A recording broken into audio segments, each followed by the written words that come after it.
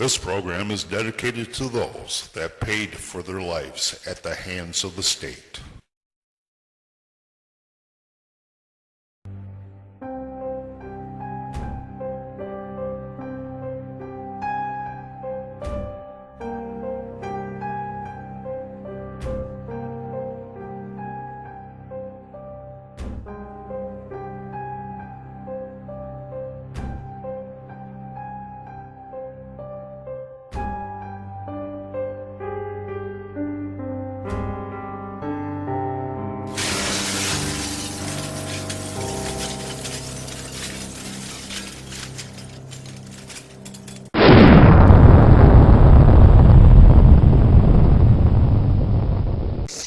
Hello and welcome to another edition of Silent Voices, the only program in America that you, the viewer, can use your voice on the child welfare system.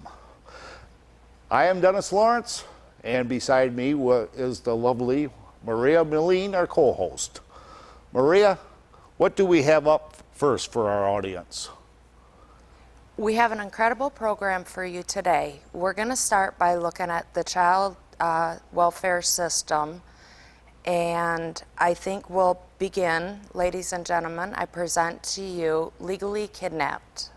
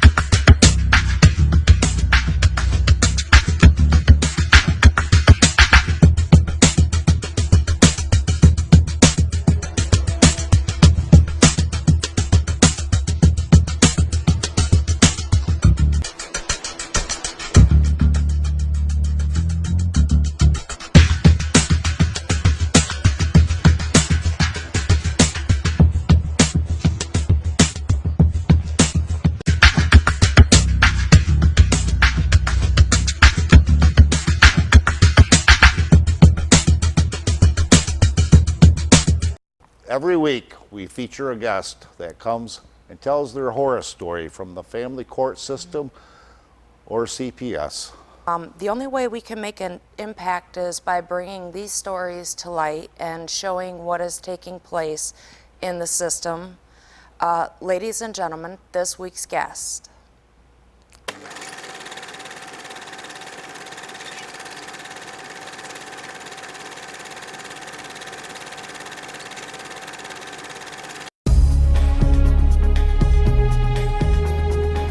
The Justice for Families video crew is on the road again. We're here in sunny Phoenix, Arizona to expose Attorney General Tom Horne's kidnap-for-profit scheme that he runs in state courts in collusion with Child Protective Services. It's human trafficking of children for profit.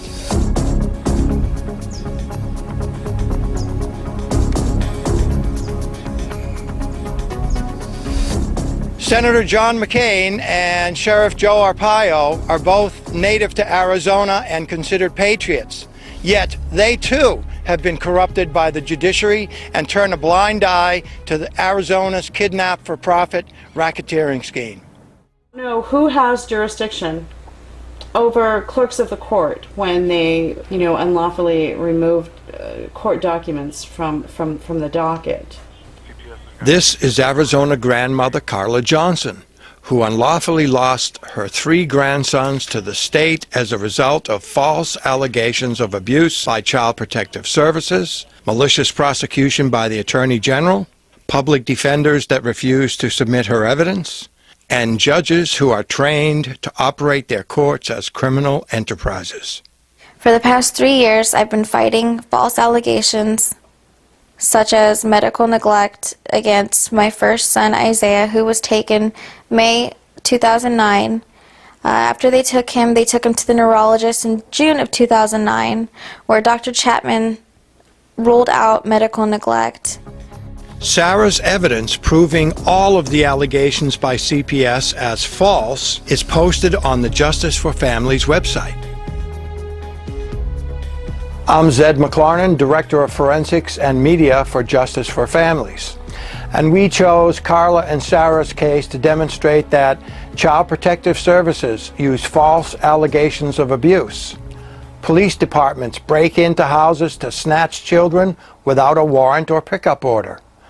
Attorney generals prosecute parents they know to be innocent, and judges suppress evidence and manipulate the court records, all to take into custody as many children as possible.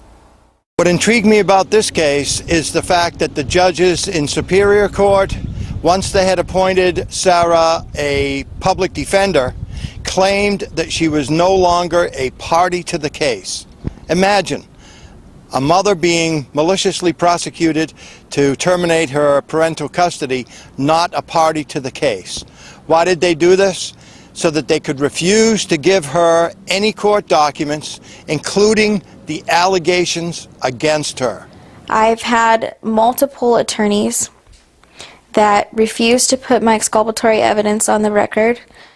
And when she tried to fire her public defenders, the judge wouldn't let her and kept on appointing new public defenders. Why? Because the public defenders would not submit her exculpatory evidence. Public defenders that refuse to present their client's evidence is a fundamental tactic of state-sanctioned kidnapping. I made note that this very same tactic was used in the state-sanctioned kidnapping of Sylvia Huzuris' son in our video, Kidnapping in Maryland. This is happening all over the country, not just to Sylvia. I haven't run into a case where a public defender has actually pleaded innocent for his client. All they care about is getting a plea bargain and handling more and more caseloads. Another issue in this case is the fact that they were suppressing Sara's exculpatory evidence. Dr. Chapman's report, notably. Sara's evidence proving all of the allegations by CPS as false is posted on the Justice for Families website. We're standing outside the Child Protective Services office of Maricopa County, commonly what's known as CPS. And just beyond the doors over there is where we were called to a special meeting regarding my grandson Isaiah. This is where the fraud and the false allegations started. While we were being detained by the Phoenix Police Department at this meeting, other Phoenix police officers were sent to our home to unlawfully take my grandson Isaiah without a search warrant or a pickup order. And they threatened Sara's older sister Erica with arrest and threatened to break into our home if she didn't willfully give up Isaiah to CPS. There were people at the front door who continued to bang on it and tell me to open the door. They eventually identified themselves as the police department. I told them that I was not going to open the door until I find out what's going on with my mother.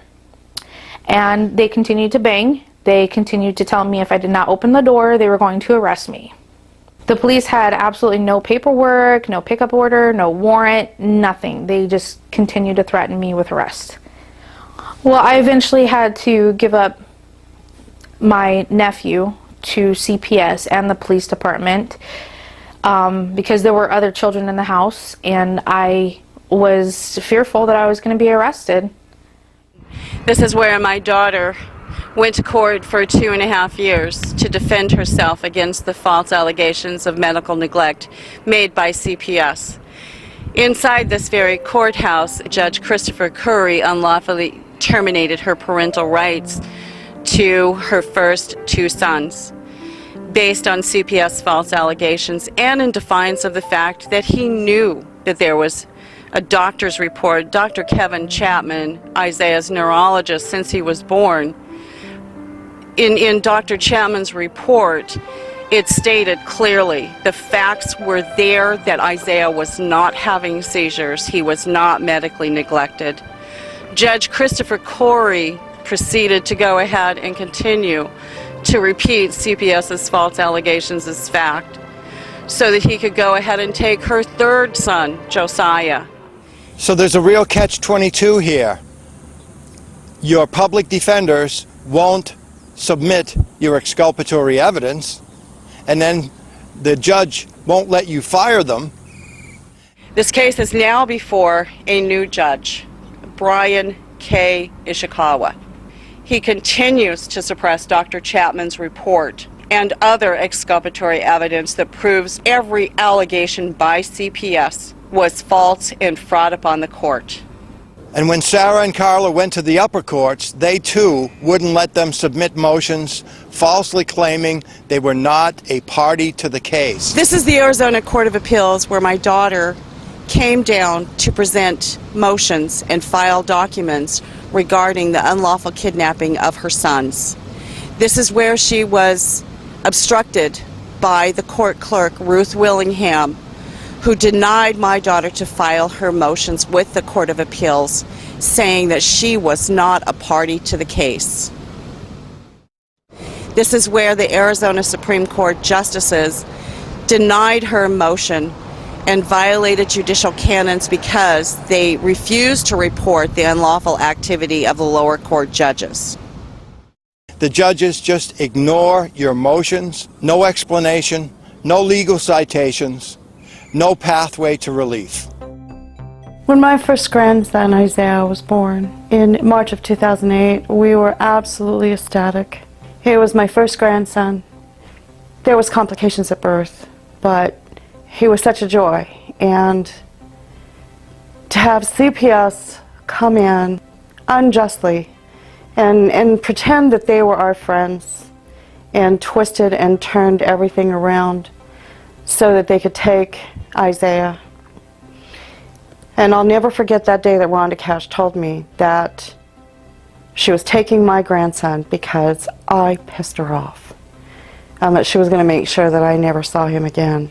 This outrageous declaration of official misconduct is reflected in the threat made by New Hampshire CPS to Elena Katz, that they were going to destroy her family by unlawfully taking custody of her daughter. And a similar threat made to Sylvia Huzuris, that they were going to get rid of her and take their child and take her son. I mean, how can the system be acting in the best interest of the child? You know, when we have taken pictures of abuse that my grandsons have suffered by foster parents, by the people that they currently live with, I mean, how is that in the best interest of the children? Bruises, scratches, diaper rash, hives. Feces. Yeah, filthy, dirty. Yeah, you know, Isaiah's mouth was... Sandy and Charlie didn't brush his teeth for over a year. And he's lost all of his teeth. You know, how is that in the best interest of a child? Mom, they're at the door. I'm Sergeant Barker with Phoenix Police Department. Is that CPS you're talking to? Or Yeah, who is that? Okay. Who is that you're talking with? I'm talking to Mary Lynn. She said she was sending a caseworker over. Okay, yeah, I just talked to her. Check the baby. Yeah. So what we need to do is, I'm Sergeant Barker, is we have a court order. We need to come here and we... Let me see the court order. I don't have it on me right now, but you need to... I want to see the court order. Okay. Go ahead and start picking the lock. No, I want to see... I'm asking you for the court order. I'm telling you that right now we have a court order. Well, let me... Can I hear, please? Let me see the court order. I just want to hear what you say. Well, if you have a court order, you should have it with you. Okay. Well, the Attorney General's office signed... Okay, let me see the court order. To have people tell us that they're going to break in our home is just wrong. This is my home. We are waiting for the CPS. No, they're not coming to the door, I told you. She's here. Well, where is she? She's sitting Don't across touch the my street. door. Already did. Just please, can I hear why they're here? I want to talk to the sergeant. Okay. Well, there was a court order today signed by the Attorney General's office. And what it states is that the CPS, Child Protective Services, is supposed to come here, take custody of the baby, check the baby out to make sure she's okay, or he's okay. And then they're going to go ahead and probably place the baby most likely back with you again. What they're worried about is that he is either under the influence of drugs, or that's what... We've heard all these different stories, and okay. So do you think that it's appropriate for this gentleman over here to come at us and attack us like that? Well, That is not professional. This is our home. okay. Okay, now if you have a court order, I want to see a copy of the court order. Okay. Every governor, like Arizona's Jan Brewer, is the head of the state's Child Protective Services. They appoint and train sociopaths to use false allegations of abuse and perjury to gain custody of as many children as possible. Every prosecutor, like Attorney General Tom Horne, trains their prosecutors to use fraud and due process violations to take custody of as many children as possible. Every state trains its police departments to break into houses and take custody of children without warrants or pickup orders. And every state trains its judges to operate courts as criminal enterprises where they violate due process, ignore facts and the law to take custody of as many children as possible. Corrupt judges put my son in a for-profit juvenile detention center to make millions of dollars. My son came out of there and he took a gun and shot himself in the heart. Sheriff Joe Arpaio, like corrupt sheriffs across the country, will arrest your high school and college-age sons and daughters for smoking marijuana, but he won't arrest CPS workers that commit fraud and perjury to kidnap children. And he won't arrest police officers that storm and break into houses to snatch children from innocent mothers without a warrant or a pickup order.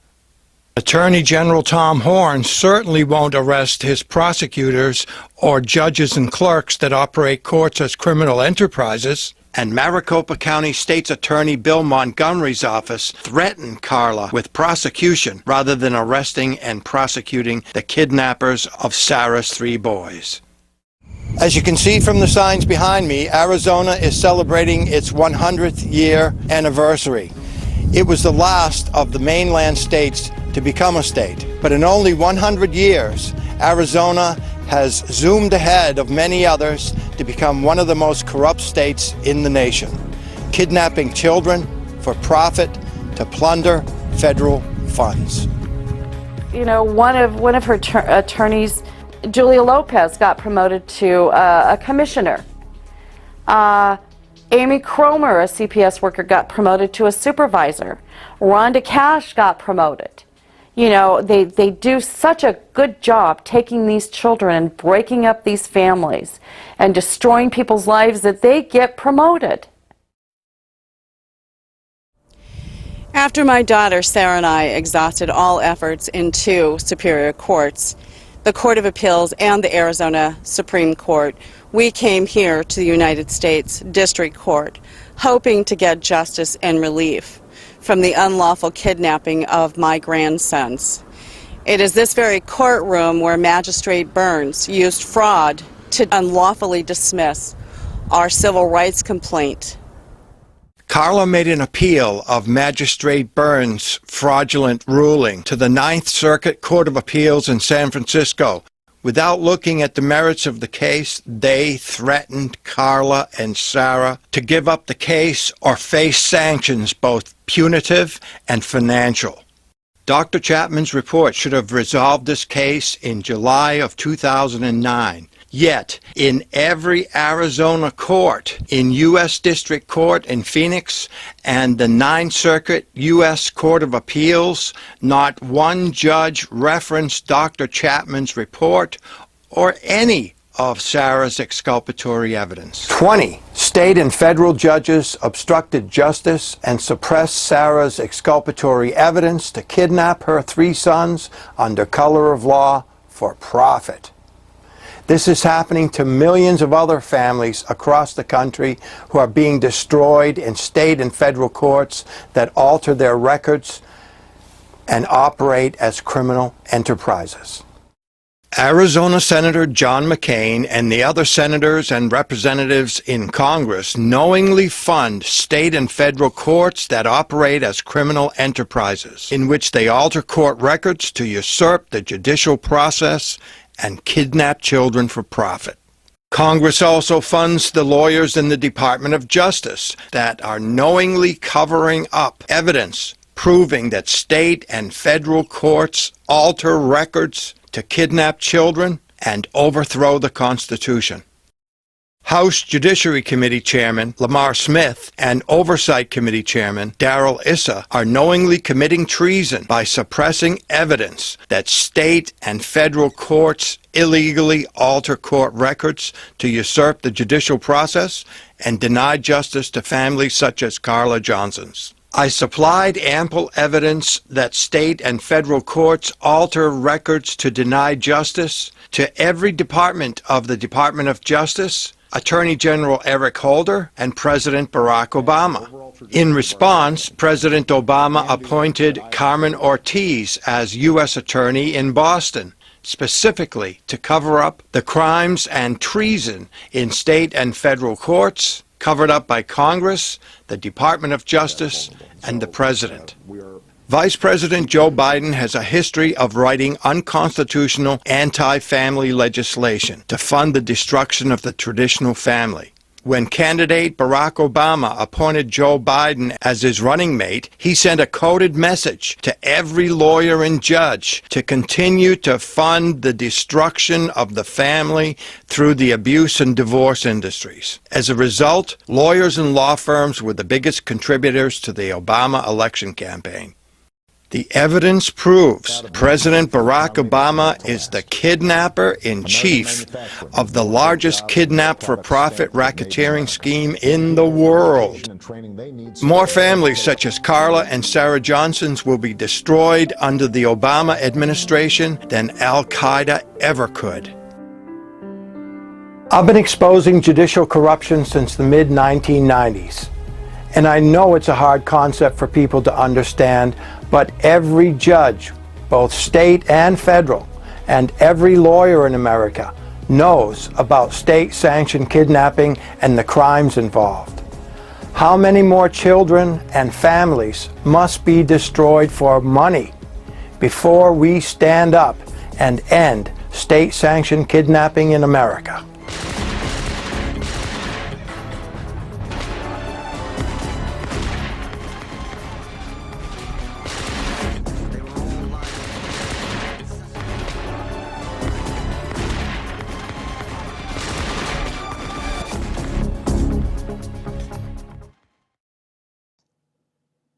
If you would like to be a guest on Silent Voices, contact us at miparentalrights@gmail.com. That's miparentalrights@gmail.com. We're not gonna take it. Oh no, we ain't gonna take it. We're not gonna take it.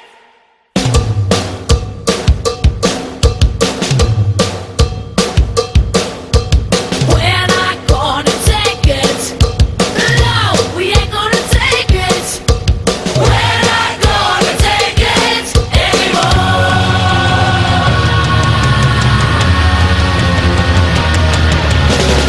We got the right to choose.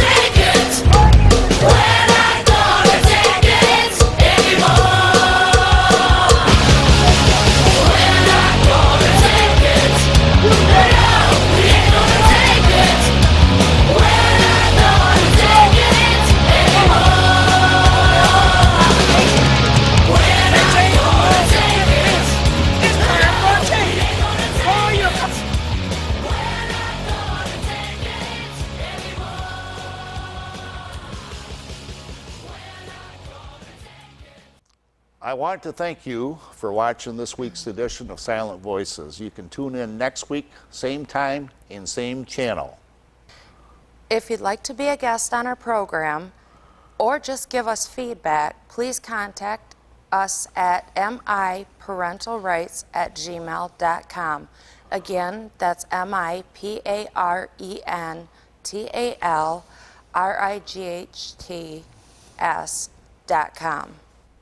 We also have a social network I'd like you to join, and that is at miparentalrights.ning.com. That's miparentalrights.ning.com. Until next week, my friends, remember, your voice can make the difference.